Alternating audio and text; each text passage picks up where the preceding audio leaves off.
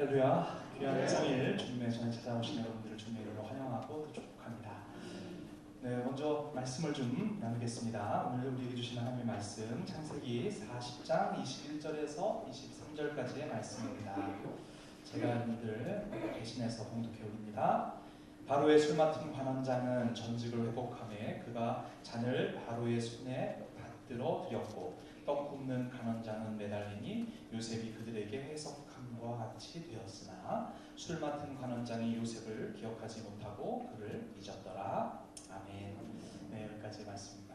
여러분 먼저 개인적인 좀 이야기를 시작하면서 나누면서 좀 이 말씀을 좀 나눠야 되겠는데요.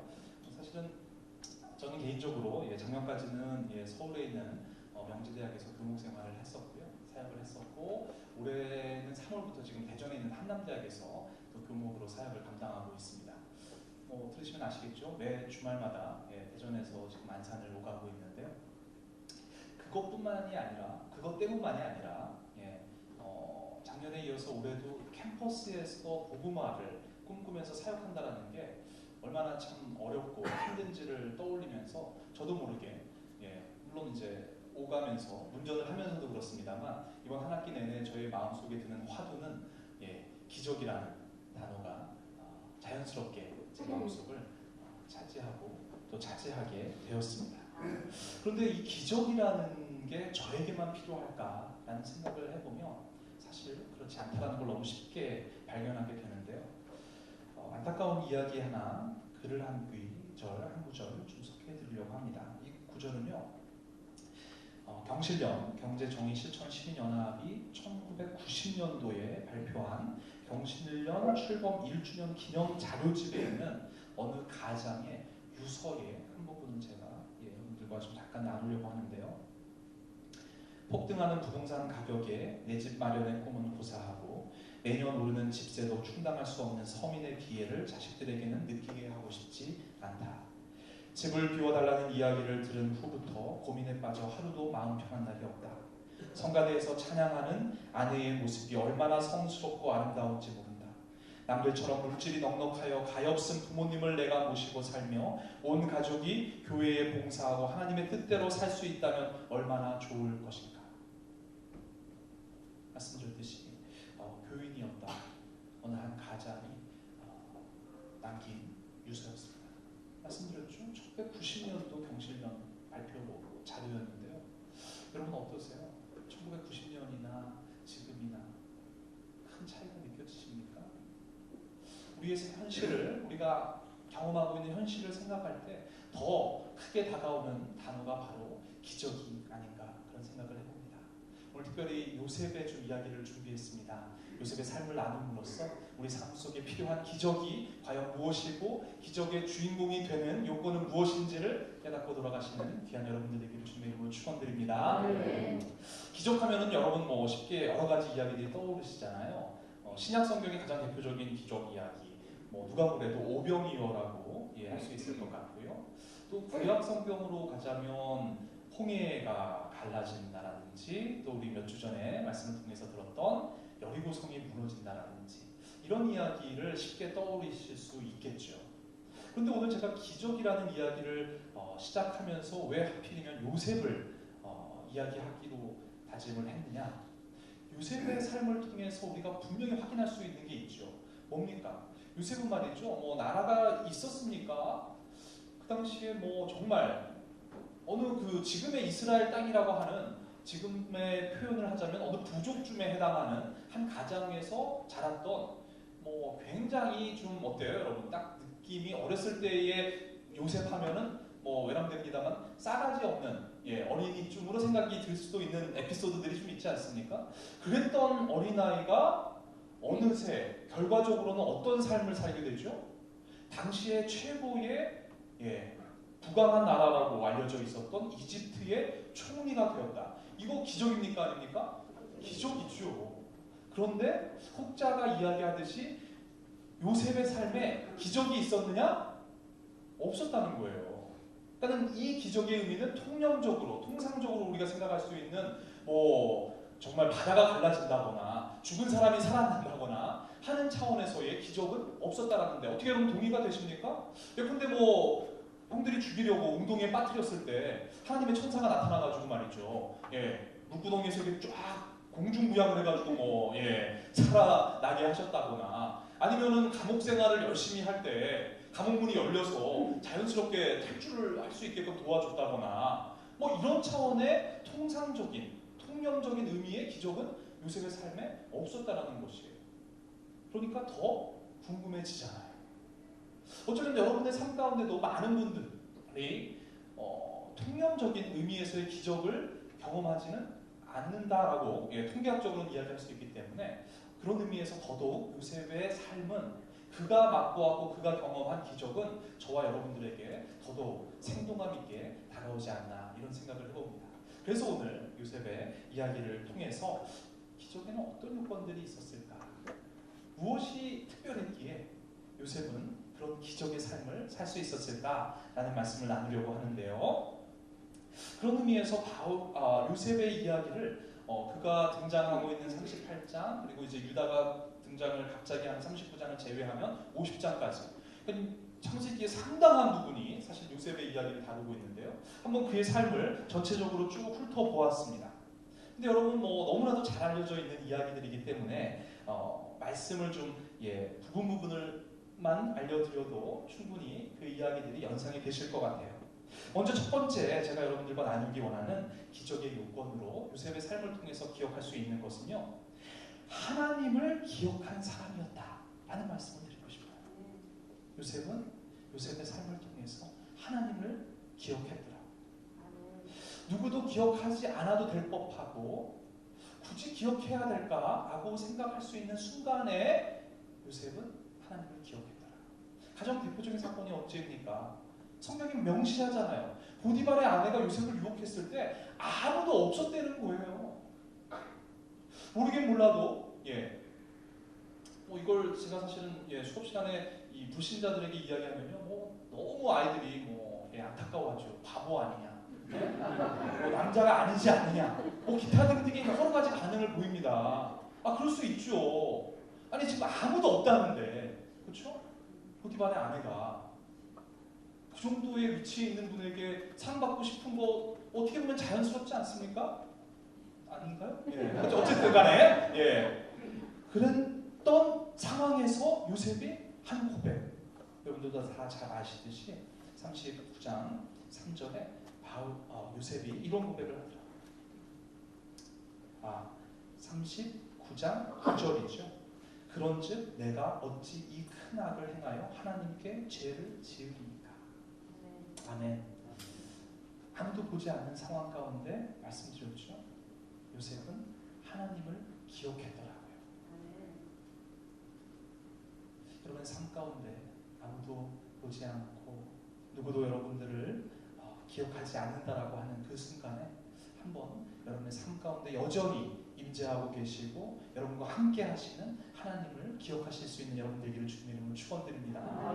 너무나도 분명한 요셉의 삶의 모습이죠. 요셉이 살면서 처음에는 그러지 않았던 것이 분명한데, 어떻게 보면 그렇죠?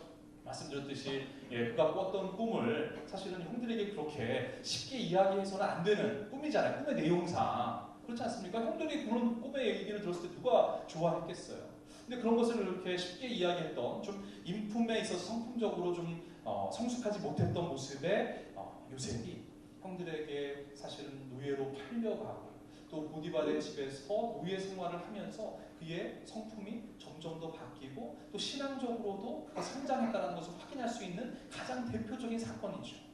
하나님의 임재를 기억하는 삶으로 바뀌었다. 저는 아마 이 변화가 그의 삶에 있어서 찾아오게 되었던, 기적을 이끌었던 가장 중요한 요소가 아니었는가, 가장 중요한 요건이 아니었는가, 이런 생각을 해봅니다. 너무나도 분명해지는 것이에요. 여러분의 삶 가운데 여전히 하나님의 기적을 원하십니까? 그렇다면 하나님의 임재하심, 하나님을 기억하시는 여러분들의 귀한 삶 되기를 바랍니다. 두 번째로 요셉의 삶을 통해서 우리가 기억해 볼 수 있는 것, 또 한 가지 너무나도 중요하고 또 유명한 말씀 한 군데 한번 소개하겠습니다. 어떤 구절이 떠오르세요? 성경 전체를 통해서 이만큼 드라마틱한 장면이 있을까? 어디죠? 형들을 다시 만났을 때. 네. 그런데 사실은 제가 이 말씀을 준비하면서 요셉의 입장이라고 표현하기는 좀 그렇지만 어쨌든 요셉을 좀 이해해 보려고 했을 때요. 얼마나 사실은 어려웠을까라는 생각을 해봐요. 예. 이 화상들. 그렇죠? 거기 앉아가지고서 이제 드디어 자기가 어렸을 때 꿨던 그 꿈을 정말 이제 하나님께서 이루어 주셨구나 라는 차원의 그 확인과 함께 이 화상들을 단칼에, 그렇죠?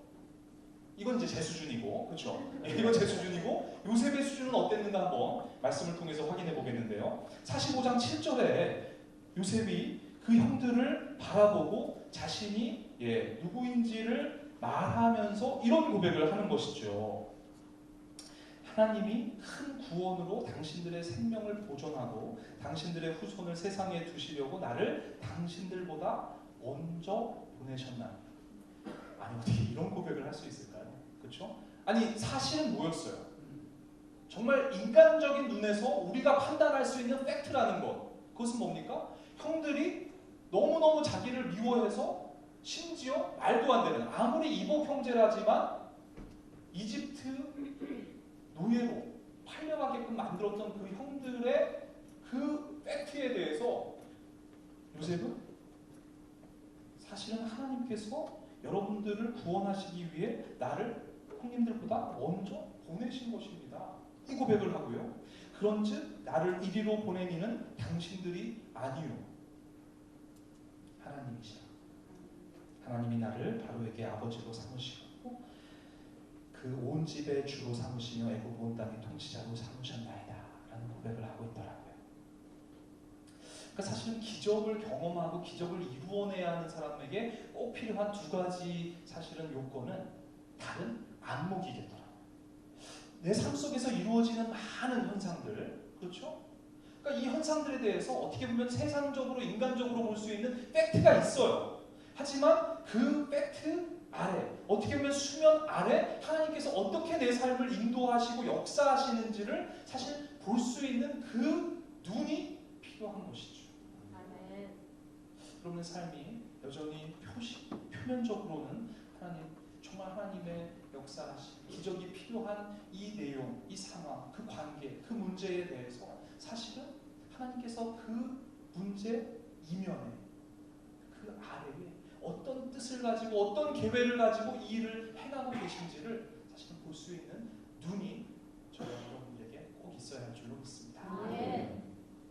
좀 더 이야기를 하고 싶지만 세 번째, 어떻게 보면 우리에게 더 다가올 수 있는 요건이 있어서 좀 넘어가 볼게요. 여러분 이 요건을 말씀드리기 전에 이 시점에서 한번 성경 퀴즈를 내드리고 싶습니다. 뻔한 성경 퀴즈들 있잖아요. 어떤 게 있을까요? 언뜻 떠오르는 게 성경상에서 가장 욕심 많은 분 누구시죠? 막달라 마리아 이런 거 있잖아요. 성경 퀴즈. 새로 오세요? 더 해드려요? 성경상에서 가장 많이 울었던 사람, 그런 거 한번 생각해 보셨어요? 가장 많이 눈물 흘린 사람 누구셨을 것 같아요? 네? 아니, 그것도 중요한, 역시 장로님. 너무 심오하세요. 근데 이제 시험은 늘 출제자의 의도를 보셔야 되잖아요. 그렇죠? 출제자가 지금 어떤 본문을 다루고 있습니까? 요셉 다루고 있잖아요. 그렇죠? 다시 여쭙겠습니다. 성경상에서 가장 눈물을 많이 흘리신 분은 누구실까요? 요셉입니다. 빙고 100점이세요. 요셉이. 이거는 우스갯소리가 아니라 이 부분은 제가 사실 이 부분을 다루면서 본문을 다시 한번 40장에서 50장까지 꼼꼼히 읽으면서 확인했던 부분인데요. 영어로 굳이 말씀을 드리면 왜 cry라는 울다라는 동사도 있잖아요. 근데 또 다른 동사가 있더라고요. 이 weep 한다라는 weeping이라는 동사가 있는데 이거는 이제 굳이 한국말로 작별해서 해석하자면 통곡하다라는 차원의 울음이 되겠더라고요. 그러니까 weeping이라는 단어를 써서 요셉의 그 사건을 기록하는 40장에서 50장까지 도대체 몇 번이나 등장하냐면 5번이나 등장해요. 그러니까 이 동사가 5번이나 어떤 한 인물에 관련되어서 구체적인 사건마다 등장하는 경우는 제가 확인한 바로는 요셉밖에 없었어요. 그 요셉을 여러분들 뭐 쉽게 떠올리실 수 있듯이 아까 말씀드렸듯이 하나님께서 여러분들 대신 저를 먼저 보내신 것입니다 라는 고백을 한 이후에 형제들과 부둥켜 안고 울지요. 그렇죠? 근데 이 전에 또 어떤 장면들이 있냐면은 여러 장면들이 있습니다. 그런데 그 전에 먼저 처음에 형제들을 만났을 때 형제들은 자기를 알지만 형제들은 자기를 못 알아보지만 자기가 형제들을 알아보고 사실은 이집트 총리이냐 통역관을 세워서 통역을 하게 하고는 뒤에 가서 울었더라라는 말씀이 있어요. 그때 울음은 어떤 울음이었을 것 같으세요?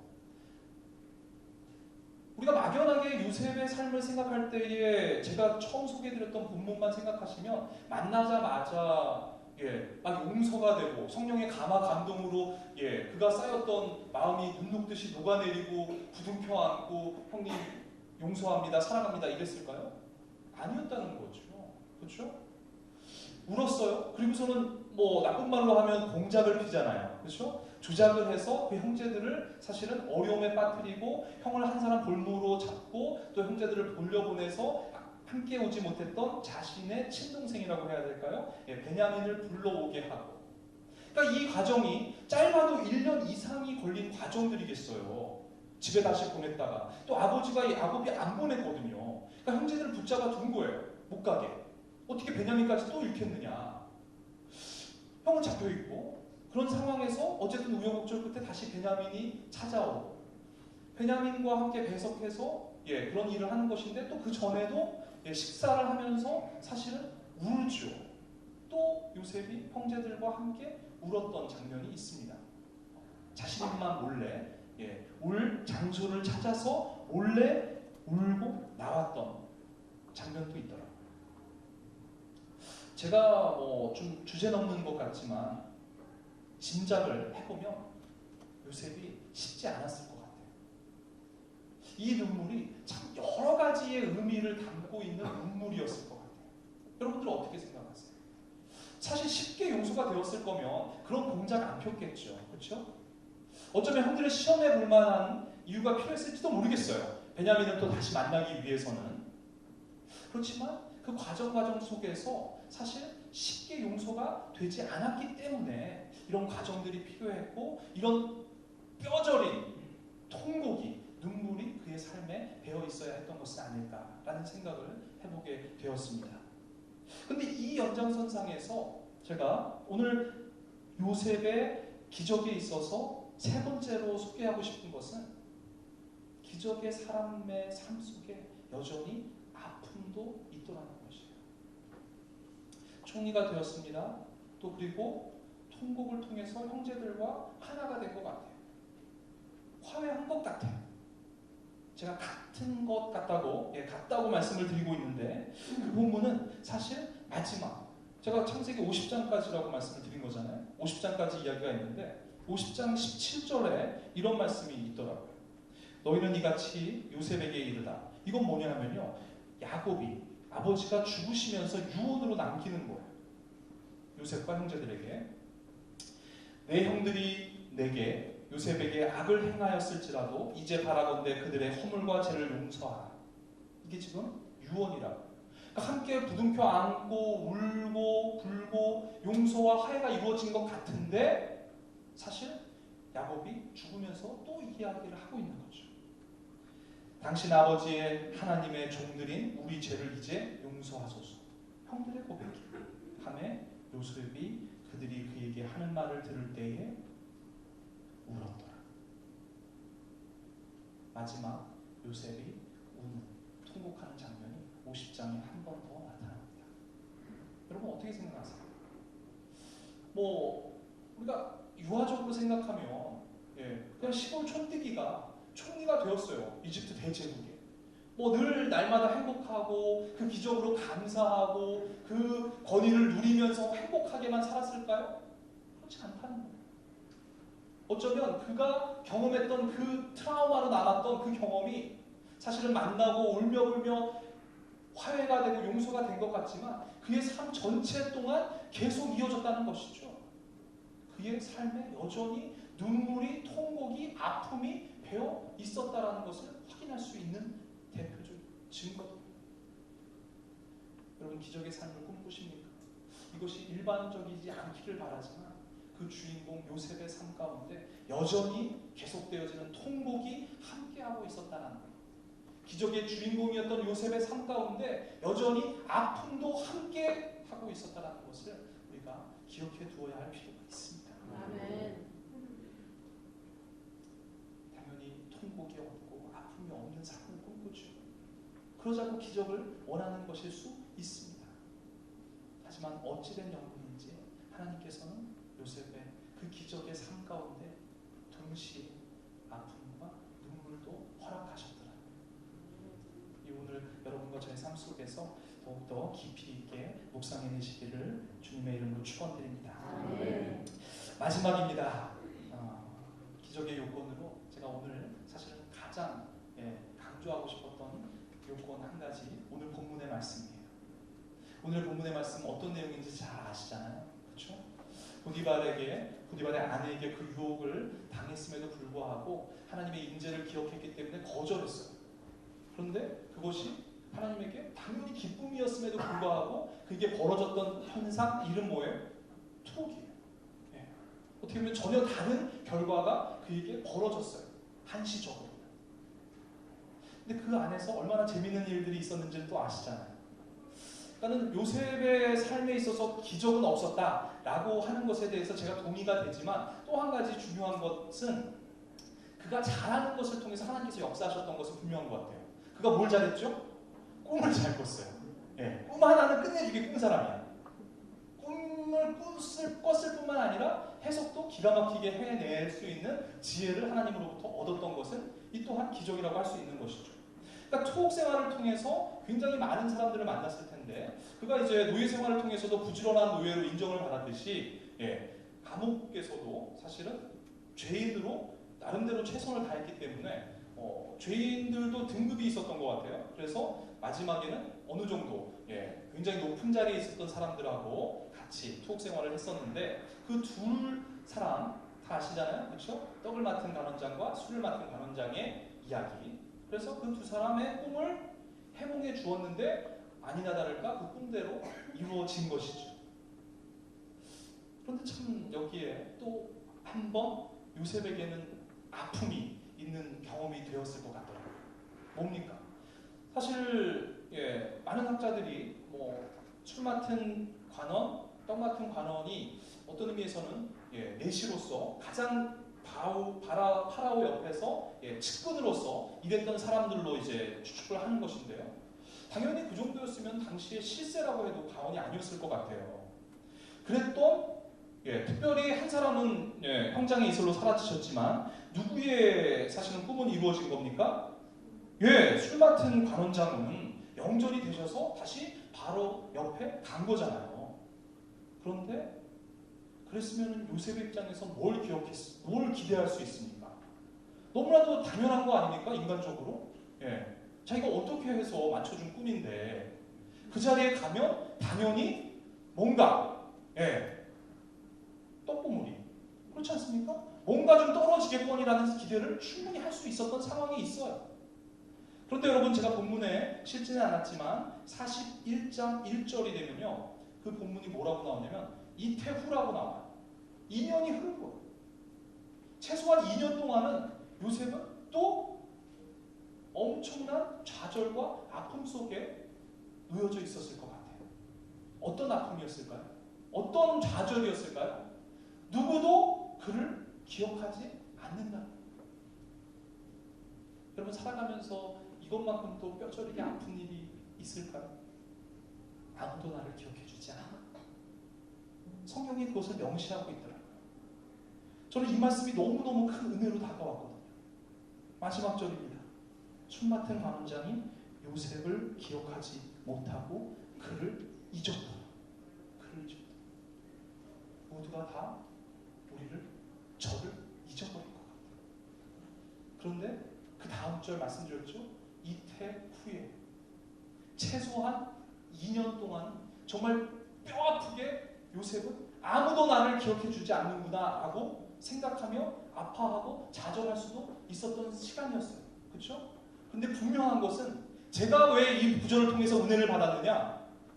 그 사이에 한 구절이 저에게 너무나도 분명하게 다가왔기 때문에 뭐였을까요? 하나님은 기억하셨더라. 너무나도 자명한 건 아닙니까?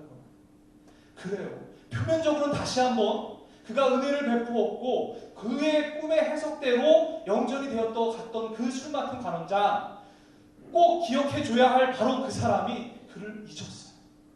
그를 잊었어요. 우리가 지금까지 살아왔던 삶의 자리들, 베풀었던 일들, 했던 행적들, 공과 여러분들 누구도 기억해주지 않는 것 같으십니까? 그것 때문에 힘드신가요? 또는 그것 때문에 외로우신가요? 기적을 경험하고 기적을 이루어 나가야 할 저와 여러분들에게 오늘 이 아침에 하나님께서 말씀하시는 것 한 가지 분명한 것이 있다면 하나님께서 저와 여러분을 기억하신다는 사실입니다. 아멘. 표면적으로는 다시 한번 말씀드릴게요. 아무도 저와 여러분들을 기억하지 않는다라고 느끼시며 살아갈 수 있어요. 왜 이렇게 내 삶은 힘들고 어렵고 외로울까? 정말 내 주위에는 왜 이렇게 나를 돕는 사람이 단 한 사람도 없을까? 내가 그래도 이렇게 살았고 저렇게 살았는데 왜 나를 기억해주는 사람이 단 한 사람도 없을까? 라고 생각하시는 그 유혹 앞에서 오늘 이 말씀을 떠올리시길 바랍니다. 아멘. 하나님께서 여러분들을 기억하고 계십니다. 아멘. 표면적으로 이런저런 모양이, 아픔이, 고난이, 힘든 상황들이 여러분들에게 있을지라도 결과는 분명히 해피엔딩일 줄 믿습니다. 아멘. 저와 여러분들 가운데 하나님께서 계획하시고 하나님께서 이루시려고 하는 바로 그 기적이 준비되어 있는 줄로 믿습니다. 아멘. 눈물이 있을 수 있습니다. 여전히 아픔이 있을 수 있습니다. 하지만 우리는 분명히 그 너머의 것을 바라봅니다. 표면만을 보지 않습니다. 아멘. 안에, 그 아래 밑에 하나님께서 여전히 이끌어 가시고 책임지시는 그 진실만을 바라볼 것입니다. 아멘. 귀한 요건들을 통해서 기적의 주인공들 모두 다 되시기를 주님의 이름으로 축원드립니다.